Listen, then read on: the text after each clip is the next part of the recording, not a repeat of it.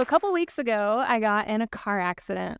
I was heading down the freeway southbound on a Friday morning when a truck up ahead of me had a tire blow out, and the tire rolled off the vehicle and smacked into my car at 70 miles per hour. So airbags exploded, and I slowed down and made it to the side of the road and called 911, got out and went about, the business that happens after a car accident. Luckily, there were no life-threatening damages on my poor car. I cannot say the same for. But an interesting thing started to happen. I started jittering. My arms, my hands, as I'm filling out the forms, exchanging insurance, my teeth were chattering. I wasn't cold, but my body was doing this thing that bodies do. And it was jittering out all the adrenaline that had kept focused, pulled off to the side of the road, and safe until I was safe. And then my body had to shake out all those chemicals.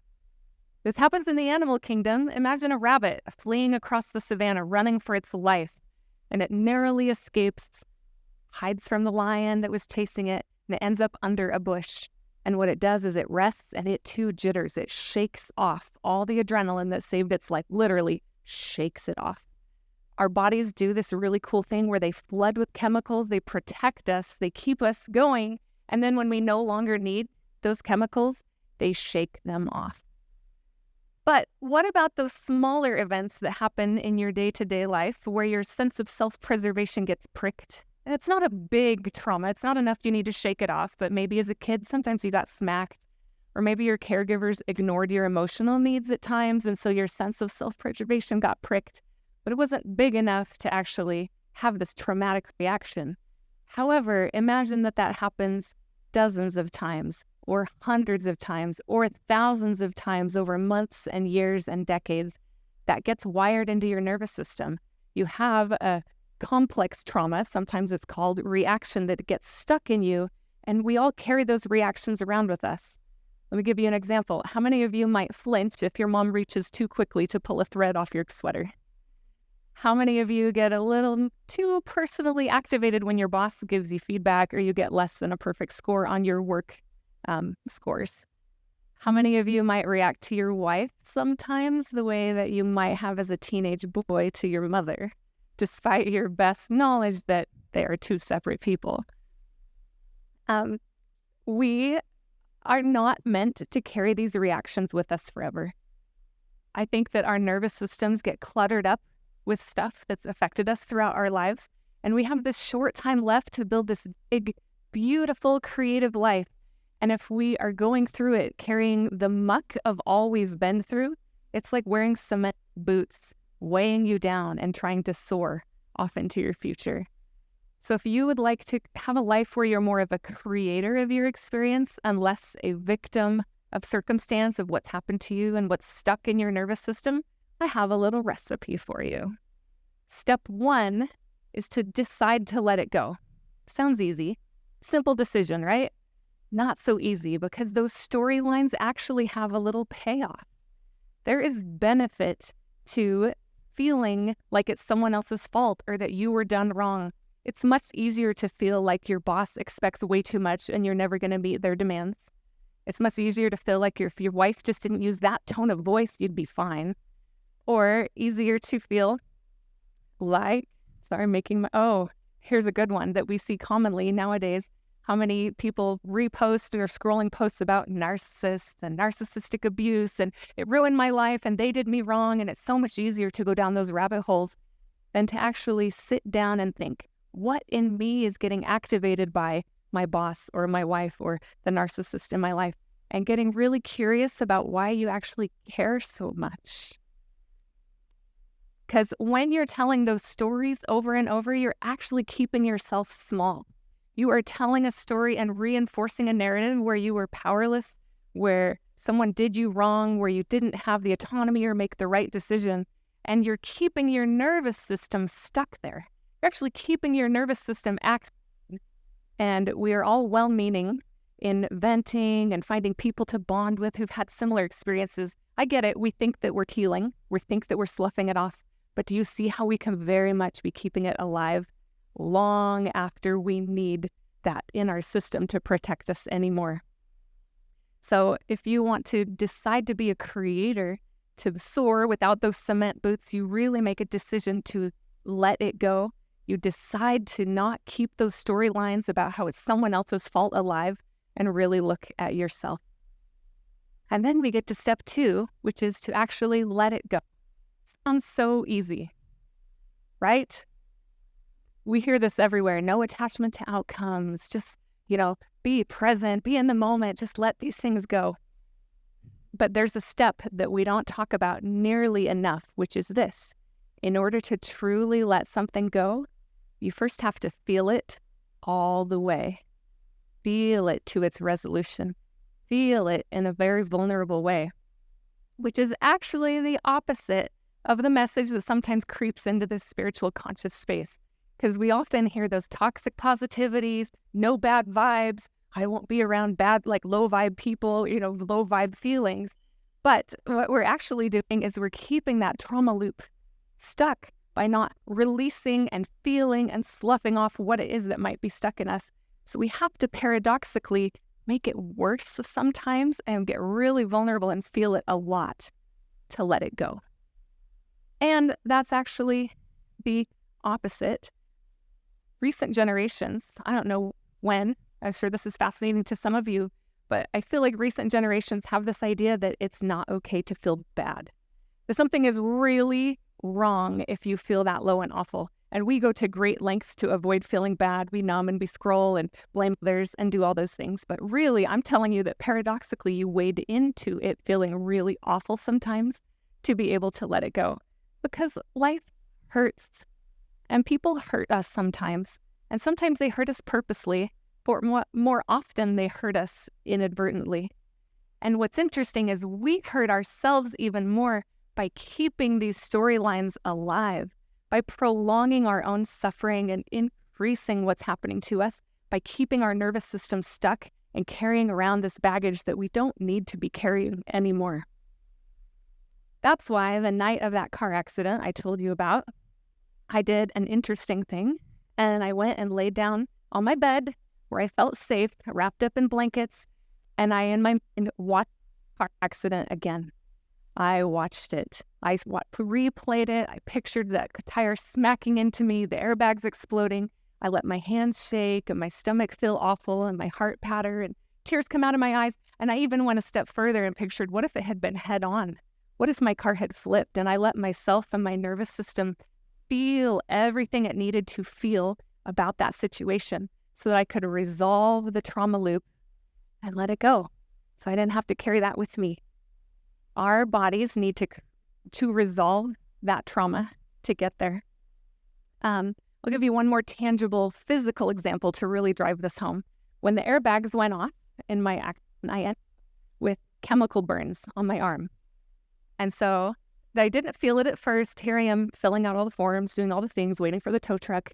But as the drama died down, I realized that my arm was burning and it felt like it was on fire. It was awful. I did not want to touch it. I whimpered every time I moved. And you'd think, part of me was like, I'm just going to leave it alone. It'll be fine. It'll get better. Thank you for laughing. Because you all know what I had to do. I actually had to make it worse for a minute before it could get better. Hot water, soap, friction, scrubbing. I wanted to get any chemical residue, any dirt, everything that I could out of that burn because I knew that then it would heal more quickly and cleanly and with a better result that wasn't long-lasting. Pain is unavoidable, but the good news is you have two choices. You can choose to wade into it, to feel it all the way, to let it move, to let it resolve, be done, and move forward the best you can. Or you can choose to avoid it, kind of shove it under the rug, and get it down to a tolerable level. We can do that for a little while, but then you carry it for a long time. And guess what? You're not the only one that carries it. It also bleeds out onto all the people around you in these reactions that I'm talking about, in the way that your nervous system gets reactivated to stuff that it shouldn't. So you might be asking me, Alaina, you're telling me that all I need is to just feel really bad? Really? That's like the secret to healing? And I'm kind of actually going to say yes. That is a whole lot bigger step than you think that it needs to be. Because let's continue with this arm example of mine. Remembering how this is going to go. Okay, this inflamed arm of mine Did I have to tell my body what to do to heal?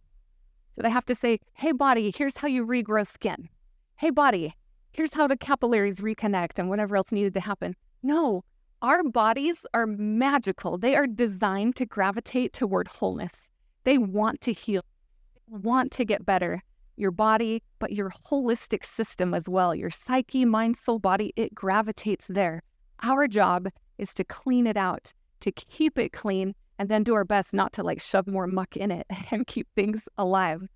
We gravitate toward wholeness, and when you can let your emotional reactions happen, they will help you get there. Now, what about these complex patterns I've talked about? I know it's really easy to use this example with a car accident or one big specific trauma, but remember, all of us have actions wired into us over time. These show up in the ways that you might sometimes react emotionally to a situation much bigger than the situation actually is. Or how many of you carry guilty and ashamed feelings, even when there's no logical reason in the situation to feel that way. That's another example of these complex trauma reactions that go wired into us. And the good news is that it's the same pattern that I'm describing that helps relieve it. You need to feel it all the way, to feel into it, to let your nervous system resolve that trauma and release it so that you can do something different and move forward with a clean slate.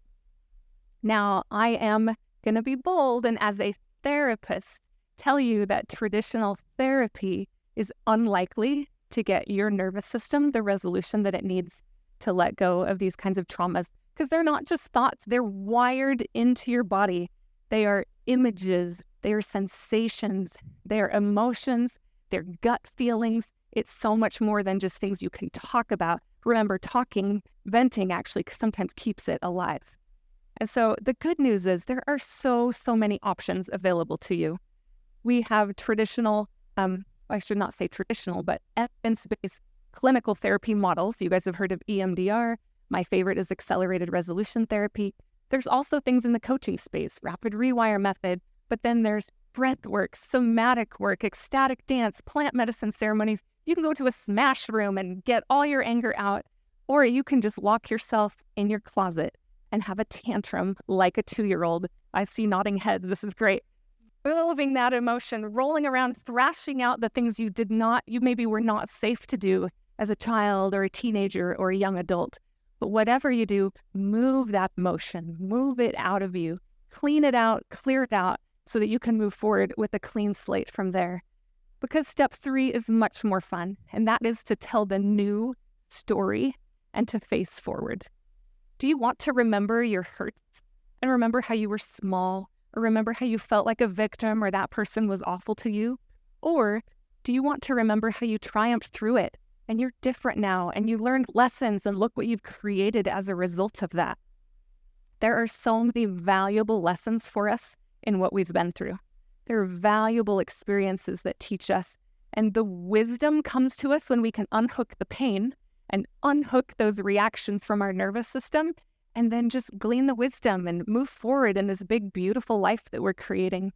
I heard the greatest example of a new story and someone facing forward just last week. It's like she knew I was giving this talk or something. I heard a woman say at dinner, I am so nice to the mistress that my husband left me for, because she showed me who he really was. She did me a big favor, actually, because now I get to go create the life I want. Talk about an empowering narrative compared to, you've heard those other stories that lots of people may say. We can all arrive at beautifully healing narratives for whatever has happened in our life. And it could be as simple as, oh, those high school bullies were just as insecure as I was. And man, they actually had it worse because they took it out on people. That's really sad for them. Or the self-love that I gained leaving that relationship is worth everything. And look how my life will never be the same as a result of it. Or even my parents did a really good job with how they were actually equipped in their childhood. And I see that, and I have compassion for what they gifted me that was more than they had. When you tell the new story, and you tell it over and over, and you tell it bigger and louder, and you share that, and you find new people to bond with over your triumph stories, you become a true creator of your experience instead of a victim of your life and what you've been through. Now, I know I'm laying this out in a really clean, linear way, steps 1, 2, 3. Awesome if you can do that. Some of us are messy humans and ping pong around. That's great. Keep in mind all 3 of these steps. I think that once you've felt it all, the importance of facing forward and telling your new story is actually your day-to-day work to do. Because it's easy to bond with people over the old stuff, but you don't want to keep that alive in your nervous system. Tell the new story over and over and over. But when old hurts crop up and you find that telling the new story is starting to feel like sweeping it under the rug, then guess what? You choose to go through these steps again. You first decide, I want to do this. I want to feel something different. I want to be a creator of my life. And then step 2, you feel it all again. What's really cool, though, is now you're feeling it as a creator and not a victim, because you're saying, I'm going to journal about this. I'm going to set aside an hour. I'm going to vent to this friend. I'm going to be really mad today. And tomorrow when I wake up, I'm going to have let it go and move forward. Do whatever you need to do to feel it and then get back to facing forward. There is so much joy in the creation of your life and the moving forward. So I encourage all of us to do the paradoxical thing and feel things fully so that we can go back to creating a life that we love. Thank you.